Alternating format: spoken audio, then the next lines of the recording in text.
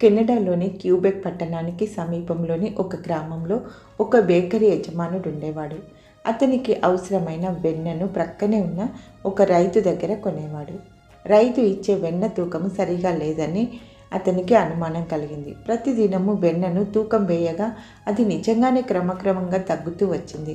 అతనికి రైతు మీద చాలా కోపం వచ్చింది.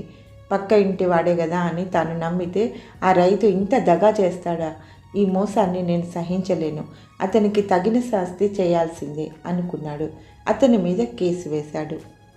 కేసు కోర్టుకు వచ్చింది. న్యాయాధిపతి రైతును ప్రశ్నించాడు. నీ దగ్గర తూనిక రాళ్ళు ఉన్నాయా అన్నాడు. లేవండి అని సమాధానంగా బదులు పలికాడు రైతు. అలాగైతే నువ్వు అమ్మే వెన్నను ఎలా తూకం వేస్తావు అని ఆశ్చర్యంగా అడిగాడు న్యాయాధిపతి. అందులో పెద్ద విచిత్రం ఏమీ లేదండి. ఆ బేకరీ యజమానుడు నా దగ్గర వెన్న కొంటున్నాడు, కాబట్టి నేను ఆయన దగ్గర రొట్టెల్ని కొంటున్నాను.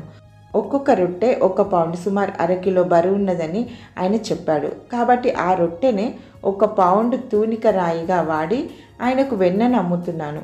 ఒకవేళ వెన్న బరువు తగ్గితే రొట్టె బరువు తగ్గినట్లే, కాబట్టి అతనిని నిందించాలి అన్నాడు. న్యాయాధిపతి బేకరీ యజమానిని మందలించి పంపివేశాడు. మనం ఏ కొలతతో కొలుస్తామో ఆ కొలతతోనే మనకు కొలవబడుతుంది కదా.